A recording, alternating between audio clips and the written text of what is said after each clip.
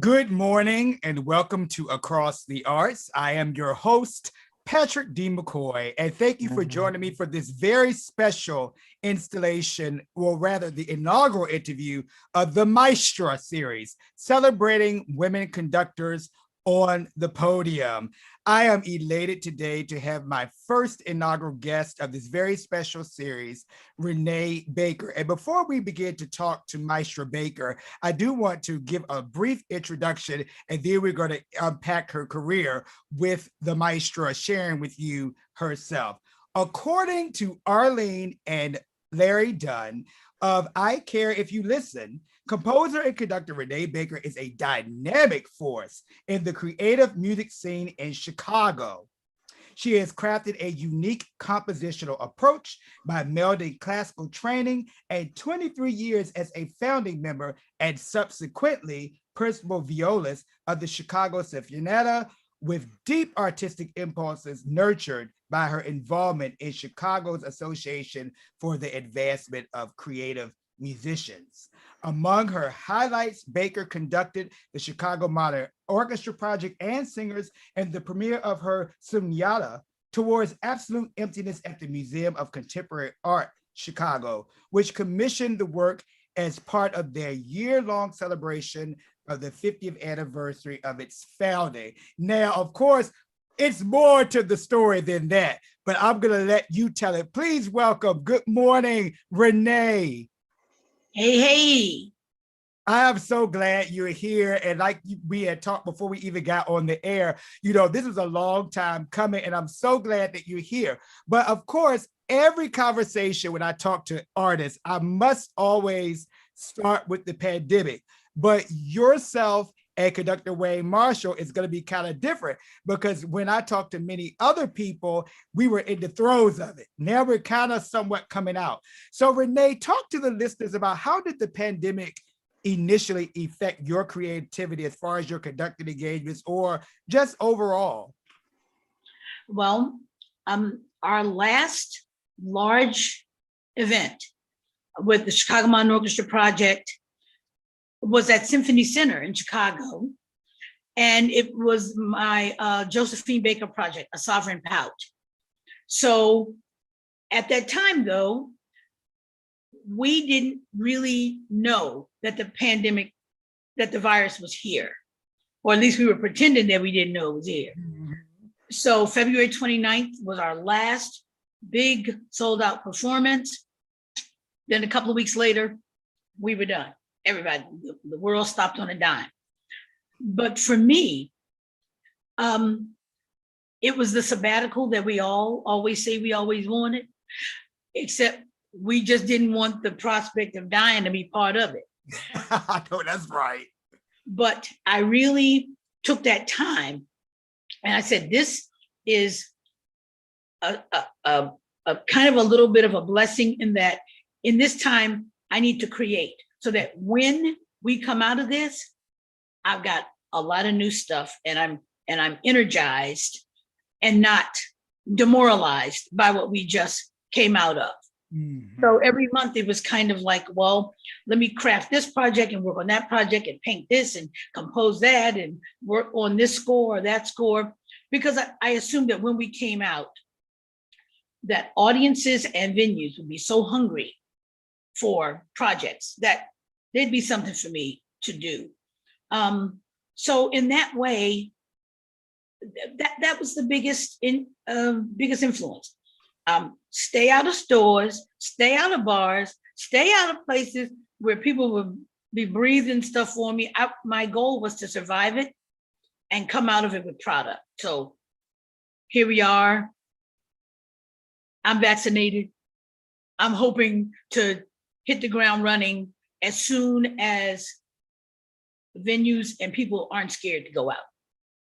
Isn't it fascinating that a lot of this creativity was born out of tragic events? Because I think about the murder of George Floyd and how that really brought people somewhat together, but it also few people to kind of channel all of the evil in terms of that, and in terms of more creative things, in the arts. So I'm glad that you mentioned how you were able to still be creative. And even when I speak about, my own projects, I feel like I've even gone to the next level. I wasn't doing these video interviews. It was spawned out of us being behind closed doors. And even then, bringing back things that I had already done just in audio format. So that's very important.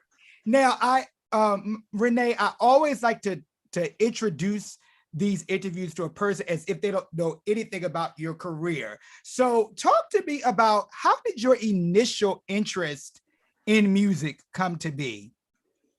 Oh, elementary school. Born and raised in DC. And yep. So, I don't have a story that says, oh, I walked 10 miles to school in the snow with no shoes. I don't have that kind of trajectory. We had the National Symphony come out to our elementary school, like quartets, and give a concert. I know it's as simple as this. I saw the quartet. I said, I want to do that.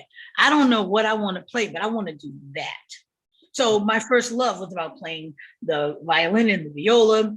And then I'm a total product of the DC Youth Orchestra program, total product.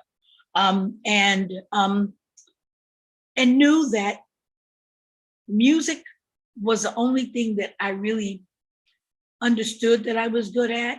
And counselors and teachers were always telling me, well, you got to do one thing and stick to it.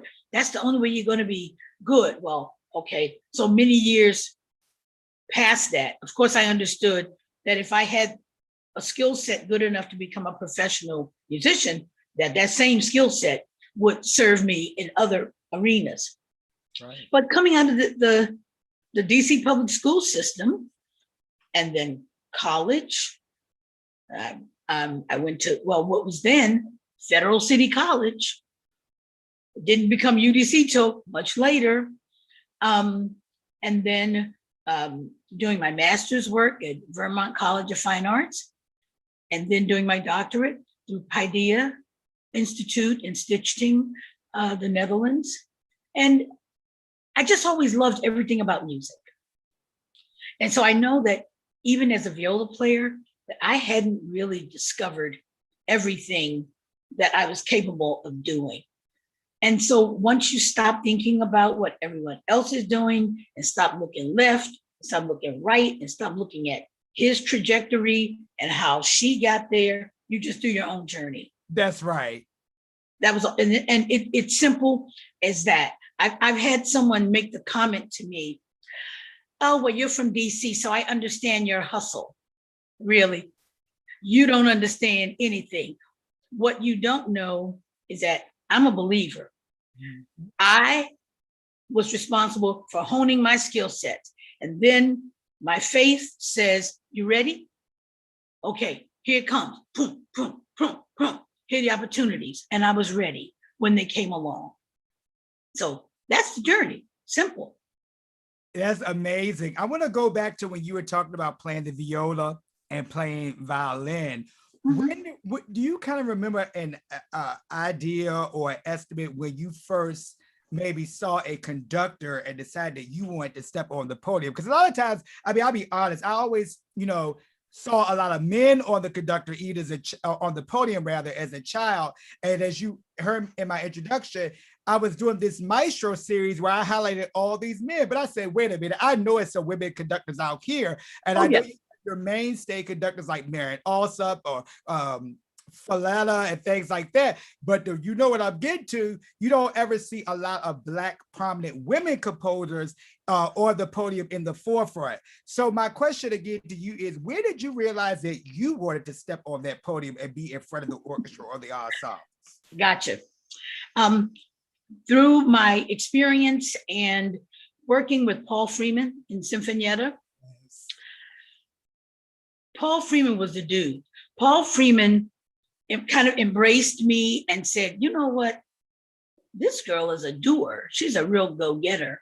And so it was him first recognizing me as a composer. He recognized the composer voice.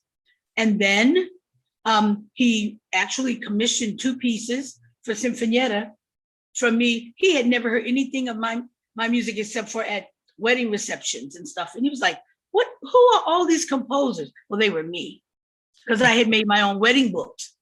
So once the second, I know this is going to sound crazy, once the second commission came around, and it was Divertimento Notte Blu for full orchestra and 6 jazz solos. Well, the conductor, the incoming conductor to Sinfonietta, did not want to conduct it. And so the then management and that conductor contacted Paul Freeman and said, we need to pull this piece from the program because it was supposed to be a string overture and whatever. And Paul said, we're not pulling that piece. This piece has been advertised for a whole year. Now, if you don't want to conduct it, then let Rénee do it. Surprise, surprise, because they didn't know. Of course I studied conducting, but I was the principal violist. So I stayed in my seat. I stayed in my lane, not always trying to let everyone know everything you can do, because people don't like people that can do everything. You better preach. Yeah. But prior to that, I founded and started the Chicago Sinfonietta Chamber Ensemble because Paul wasn't always in town. And I talked to him and said, can you let me do this, hone this skill? And it'll always be your name as founder, my little name in the bottom is the director, but this is a skill he let me hone. And so as I was nearing the end of my time in that box, I started Chicago Modern Orchestra Project. One, to play my own compositions as well as others, but I wasn't interested in having people play my music after I was dead. So I wanted to play it, and I also wanted to be clear with the musicians, the transitions and things like that. So I went and got coaching with 3 people who had their hands on me: Leslie Dunner, Philip Bauman, and William Porter. I went in with no preconceived ideas. I need to know how to not move this elbow so that the timpani player doesn't come in early. I need to know about transitions.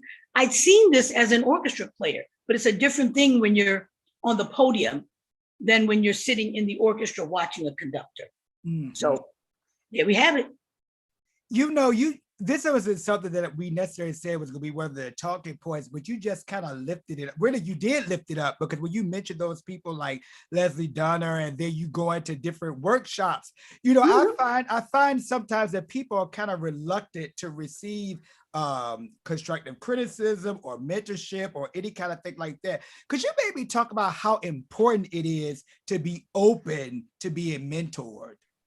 Oh, absolutely. If you're not open to being mentored, you think you've already arrived. So then go on about your business and you get whatever you get. But for me, I knew that even with all that education and all my experience, that my experience was from the other side of the podium. It was sitting in a chair watching a conductor. So we all know beat patterns and whatever, but there's something else when you have to pull music out of an ensemble. There's some things you need not do that can send people in other directions. So no, I'm always about learning, always about learning. Thank you for sharing that. Now, speaking of which, I know we've talked quite a bit, but I want the people to see you in action on the podium. So I'm going to share a clip and then I'll let you unpack it once we finish it. And for the listener, this piece is called No Safety in Silence. And it's a piece for the string ensemble and also soloists. And I'm going to share my screen so that we may watch that now. And then after that, we'll hear a little bit about it. So let me share. As you all know, when you're doing these virtual presentations, it's often a lot going on, so just bear with me 1 second, but I think I got it.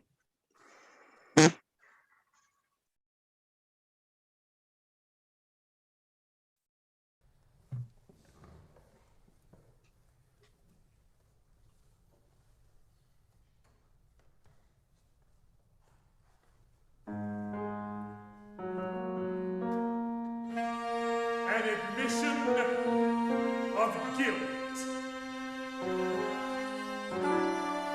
An admission of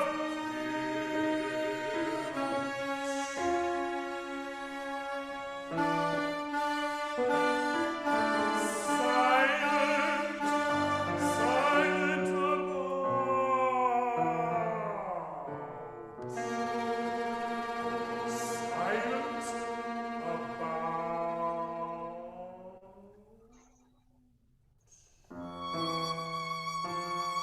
about things. Silent about things that matter. Silent about things. Injustice. Injustice. Injustice living right next door. Injustice living right next door. Injustice living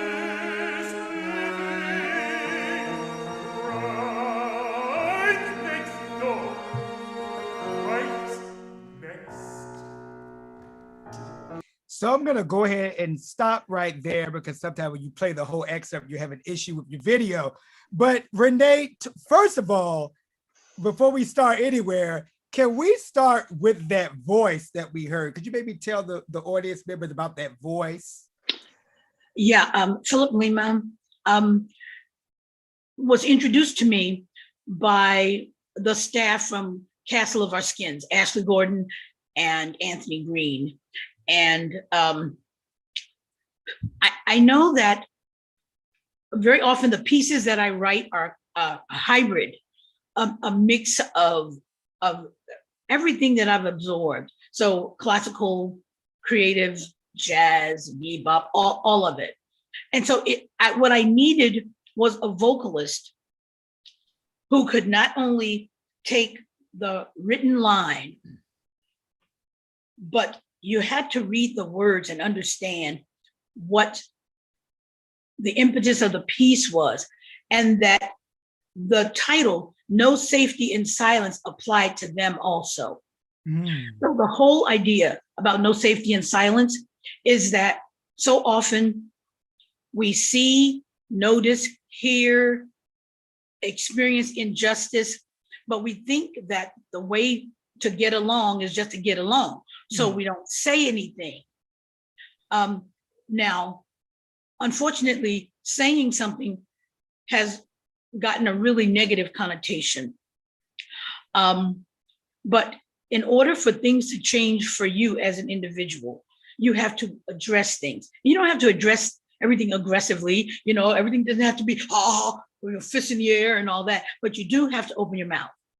Now, Philip is, of course, one of the most incredible voices I've ever heard, but I needed him to process the anger, the silence, the frustration, the rage that happens when especially we as Black people experience injustice and we're just expected to smile. But there is no safety in, there's no safety in cooning. There's no safety in always being the happy darky. That does not play in my book.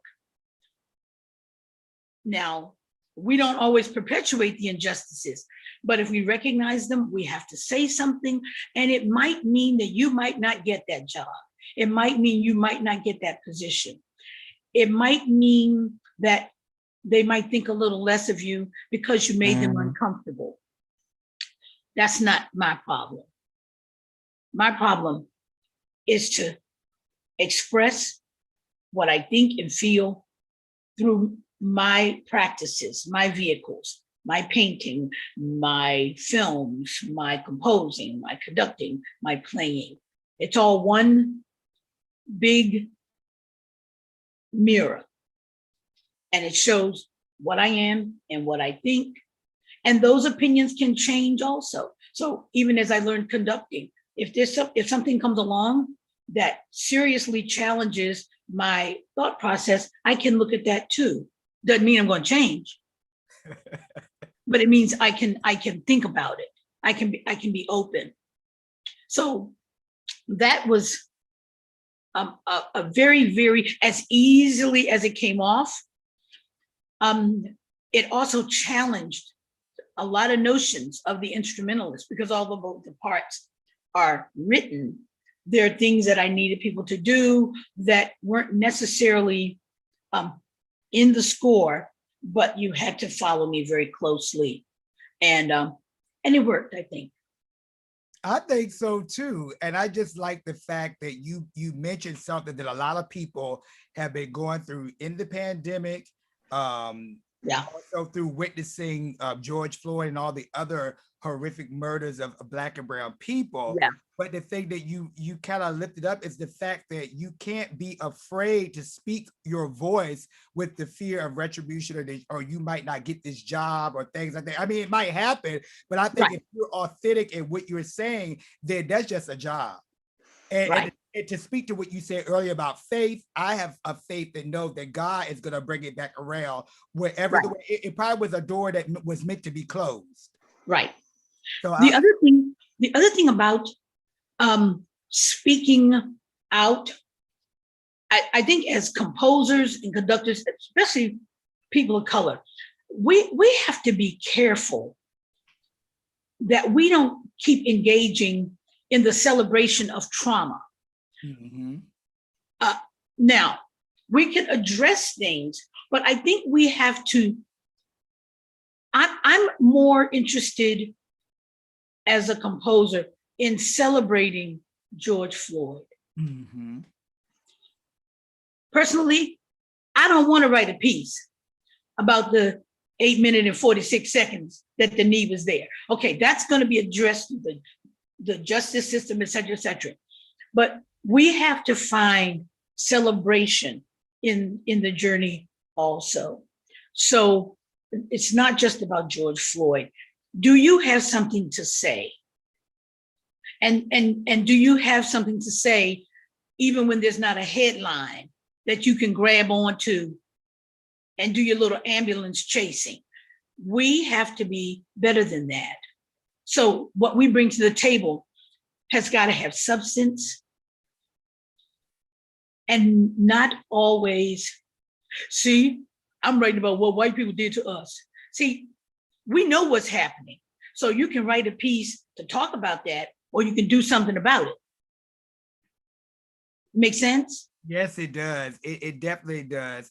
And I wanted to say, you know, when I announced this series, even though it's called the MAESTRA series, and my goal is to definitely to amplify women conductors of all hues, backgrounds, and things like that. People were excited, especially my female colleagues, whether it's administrators, whether it's people who are conductors themselves, and the like. They were excited about this series because everybody knows that the presence of women, whether it's women, first of all, whether it's Black women, whether it's a female leading a major organization as an administrator, in so many facets where women don't get the play that they should get. So I want to speak specifically to you as a woman conductor. What do you think it would take for people to really recognize women conductors in these vast programs so that women can have a more equal place on the podium? I know, Patrick, we're a long way from it, okay? Because not only are we a long way from it, but now everybody's a person of color. Everybody's a person of color now. See, people want everything but the Black. So in the discussion, I decided I don't believe in reincarnation. I've got one trip through. I'm not waiting for you to invite me to that table. You might invite me, but in the meantime, I'm going to figure out how to cut wood and build my own table. And that was what I did with Chicago Mountain Orchestra Project. I thought, do I really need the validation in order to wait? And I thought, no, because this is how things work. When I get out there and the first newspaper or reporter that reviews it, oh, they come a running. See? So I knew that my trajectory was, I wasn't gonna wait for Marin Alsop to give me a recommendation or Joanne Folletta to recognize me. You better recognize you. I recognized me. You better recognize you. And then you say, guess what? But hone your skill set. So I wasn't gonna walk out on the Symphony Center stage, even though I was conducting my own piece, and have anybody say, oh my God, she doesn't know 3 from 4. Look at her. Look at her left hand. Oh no. When I walked out on stage, I was gonna know what I was doing. So you couldn't deny it. And that's my way. If we sit around and wait for that validation, you might get it, but the chances are you won't. You won't. So I do not want my eulogy or my epitaph to say, well, she was a good conductor, but nobody would let her conduct. She was a good composer, but nobody would play her stuff. She was a good film composer, but nobody, you guys know any movies that she did? No, this wasn't going to be one of those kind of stories. Even if my story ended today, the only thing you are going to be able to say is this. God damn, she did a lot of stuff. That's what you're gonna say about me. Oh, and then the other thing you might say is, well, I just don't believe it. I just don't believe that she did all that. And well, you know what? The boxes are here, the paper and pencils, the paintings, the productions, it's all real. You might not want it to be real, but it is. Well, what you just lifted up, it resonates with me because I remember when I first started being serious about being a classical music critic, and I put out all of my feelings for all these publications. No one would want to, to hire me in the beginning, and then I started doing my own thing. And I as it progressed, of course, I've written for some major publications, but then I had this epiphany. I said, why don't you get your own website? Why don't you do your own publishing and make a publishing hub? So now, whether you publish my work or not, I publish it myself and I put it out before the people. So what you said, really, if there are any young musicians listening, you need to take that in. Don't wait for the validation. I mean, I will say that validation is okay to a certain degree. Oh, it's important. Yeah, it's important. But to the point where it just controls your whole destiny, absolutely. But if you wait, this is what's going to happen. You will get passed over, dismissed. And then maybe at 45 or 50, when you're sick and tired of waiting and you feel that your opportunities have passed, you don't want to look back and go, you know what? I should have done my solo CD. I should have started my own chamber ensemble. I should have started my own little series. There are ways to give truth to your journey without always waiting for somebody to come back and say, hey, you're good. You know what? They never said it to Van Gogh. I spent a lot of time studying artist biographies, writers, whatever.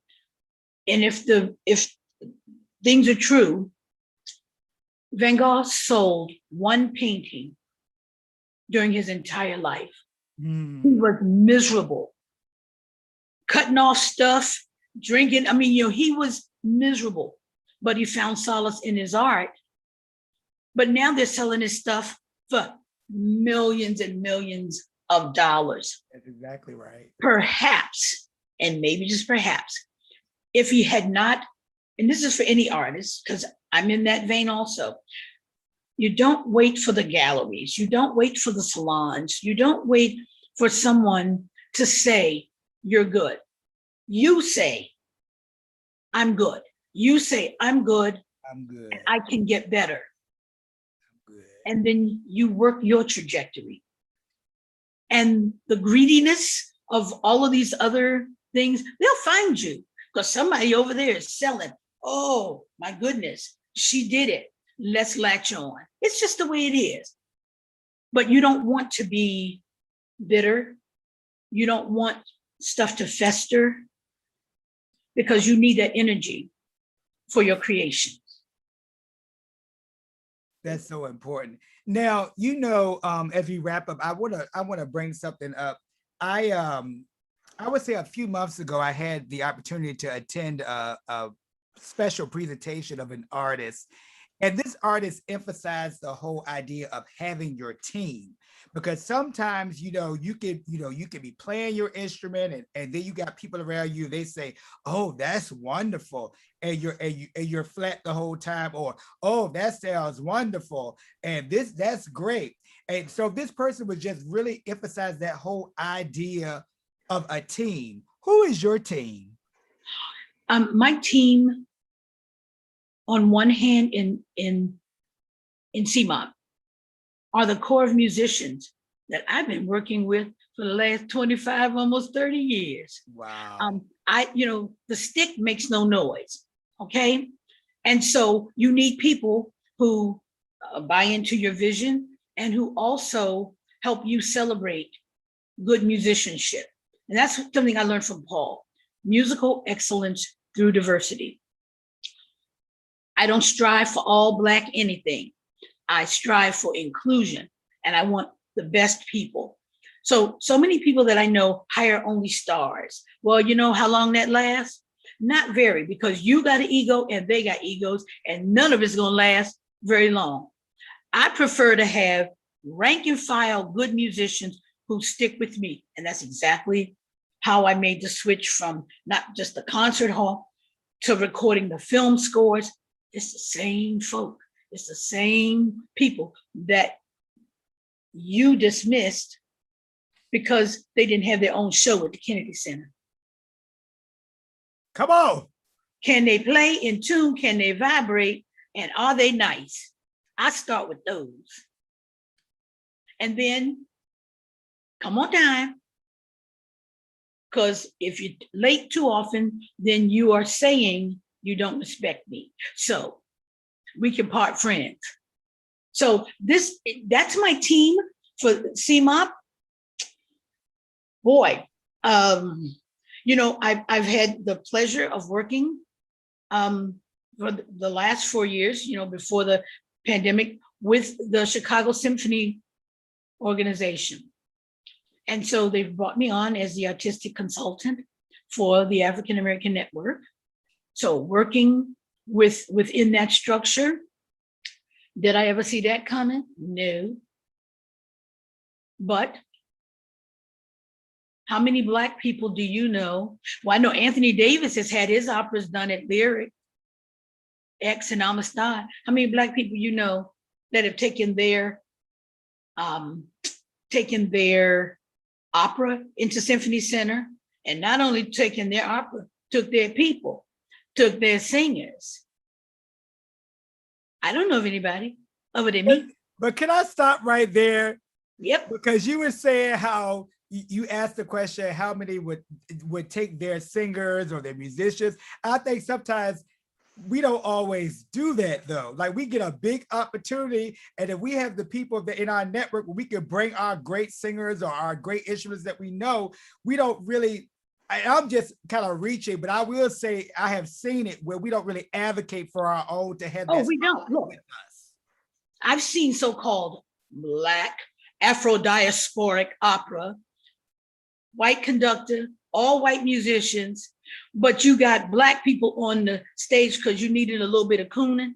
So you got that aspect Okay, but you don't think we're smart enough to be conductors and composers and instrumentalists. Oh, I see that stuff all the time. I just don't go there.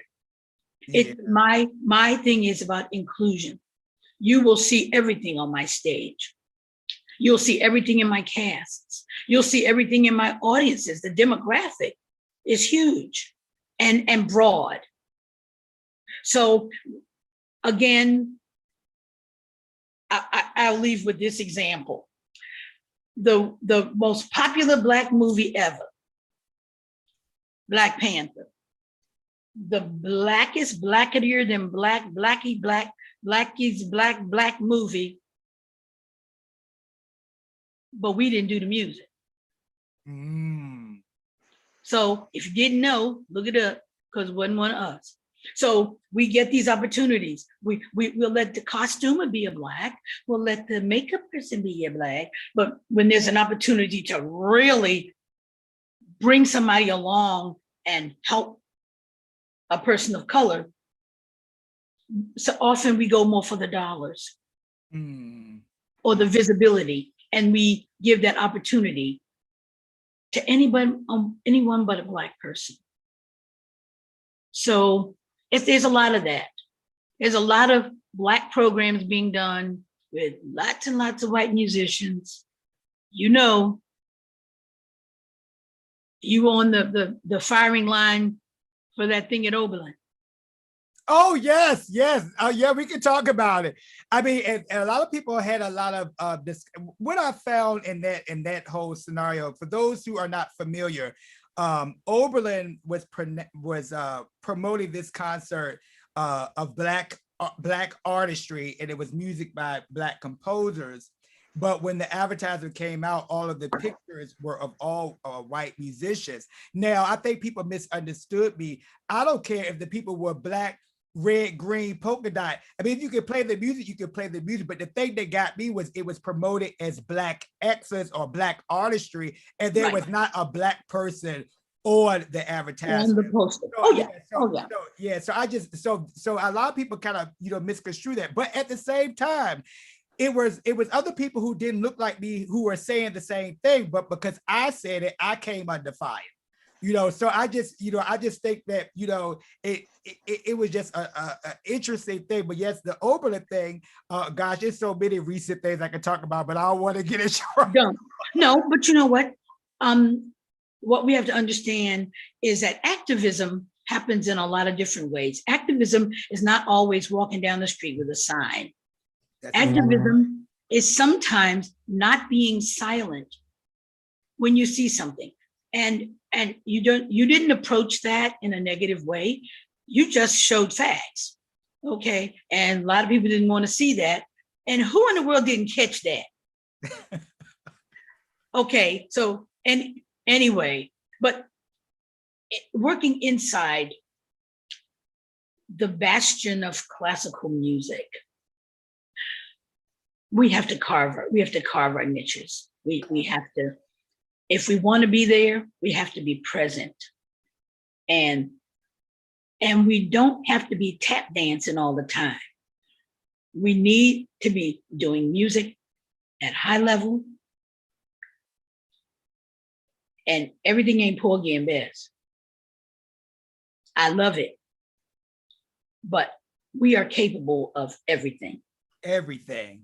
That's exactly right. And so that's how my art life works. The painting feeds the composing, feeds the conducting, feeds the studying of scores, feeds the films. It's all one big thing. And I couldn't have done all of this when I was younger, because I would have been so scattered. But working with Paul Freeman, and I can't forget him, Coleridge Taylor Perkinson. Oh my goodness. He said to me, Renee, we just have to keep working. I don't know the answers. I don't know what we have to do, but we just have to keep doing something. And this was in his final week, when he said, we don't have to have the answers, just keep going. just keep going. So my 6 years with him was marvelous. And all my years with Paul, he made me feel, and I think any of us that came in contact with him, especially players of color, that this is our arena. Now, he formed the Sinfonietta because guess what? He was having trouble getting full-time conducting jobs. So he knew that was my example. But soon as he made Sinfonietta a success, what happened? Czech National Philharmonic, other orchestras embraced him. And I'm glad they embraced him before he passed. Mhm. But he had wonderful years with the Sinfonietta, seeing his dream come true, and including so many of us. That's beautiful. Renee, if people want to connect with you in terms of your compositions, your paintings, and just want to know more about you, where can they go? Facebook, because, I do have a website, RénéeBakerComposer.net. I don't keep a calendar on there. One, because I can either keep a calendar or I can create. And so I opt to do that. But I pretty much publicize almost everything on Facebook as an announcement vehicle. And without sounding crazy, Google me.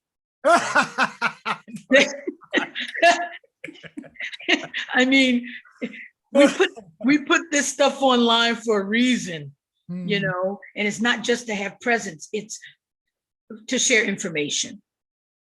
And so that's how those vehicles work for me. So you remember Benita Hyman? Yes. Dig this. When we first got on Facebook, I went kicking and screaming, and I made a comment, and I said, you know what? I'm not interested in Facebook because all people do is post what they feed their cats and fluffy doo-doo. And Benita wrote me, and she said, and some of us need to express that fluffy doo-doo on Facebook. I said, thank you very much. But I love the openings that Facebook has made for all of us to be in touch if it's used properly. It has, when I was doing a lot of research on the late baritone Ben Holt, of course, his mother is based here in Washington, Mame Wilkins told us. So when she was sharing a lot of the information, of course, Benita Hyman, fabulous contralto. She was one of the people who sang one of the early recital to his benefits. So shout out to Benita Hyman. And I just want to say, Renee, thank you so much for joining me for this inaugural my pleasure, Patrick. Of the MAESTRA series is long overdue. And I understand that you recently had a birthday. Happy belated birthday. Yes, I'm 12. Again, thank you so much for joining us. Again, I am Patrick D. McCoy. You've been watching and viewing Across the Arts, and this has been the first installment of the MAESTRA series, and I couldn't think of a better person to inaugurate this series. I hope that you will follow me on Facebook at Patrick D. McCoy, follow me on Instagram at PDM06, follow me on Twitter at Patrick D. McCoy, and of course, subscribe to Across the Arts on YouTube. Again, I am your host, Patrick D. McCoy.